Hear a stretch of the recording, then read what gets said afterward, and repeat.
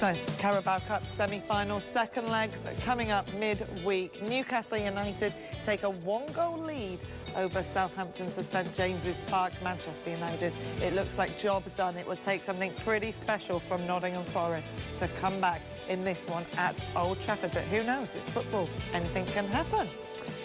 And this is what we've got from the FA Cup fourth round so far. Manchester City knocked out Arsenal last night. Leeds United have beaten Accrington Stanley 3-1. Leicester beat Walsall 1-0. It was 2-2 between Blackburn Rovers and Birmingham City. Bristol City beat West Brom 3-0. 1-1 between Fulham and Sunderland. And what was the highlight of our day here in the studio? It was a fantastic cup tie. It was 0-0 between Ipswich Town and Burnley, 2-2 between Luton and Grimsby Town, 1-1 between Sheffield Wednesday and Fleetwood Town.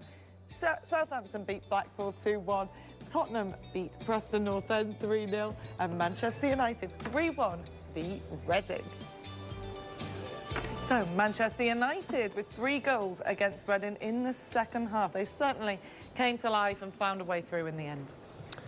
Totally dominated the first half, 80% possession, wasn't it? But a little bit wasteful in front of goal. I'd mentioned, you know, that they haven't been shy the last few games in scoring goals. Certainly in the League Cup they'd scored 3. This one we thought was goalkeeper errors and we were ready to criticise them, but when we flicked it back it was obviously given offside. Weghorst was given offside. Some people are saying, well, it came off the Reading player, but it has to be deliberately played by the Reading player to Weghorst, who's standing in an offside position, then for it to not count. It wasn't. It was accidental. So the ruling was right by VAR, and it was ruled offside. But I think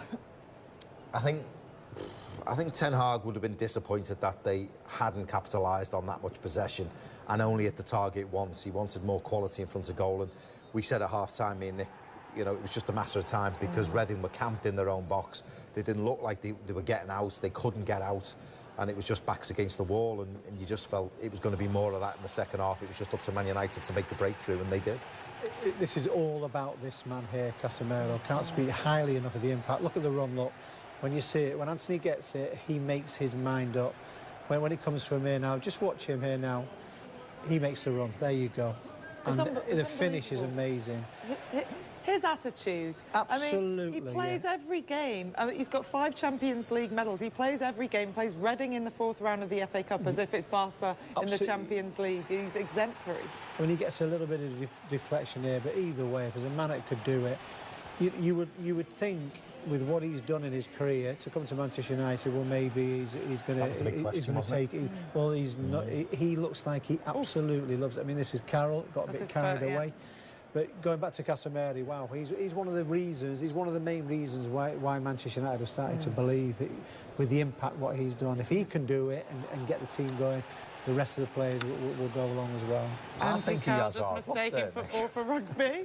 I think he has hard luck, to be honest. You're joking. I'm joking. I mean, he takes off on Monday and catches him on Friday. I mean, look. I shouldn't laugh. But yeah, he's not getting away with that. I mean, he's not. He's a big guy. He's not gone 2-footed high to injure the man. He's gone from a long distance off, and momentum's taken him. And it was, you know, it was a silly challenge, and he was booked.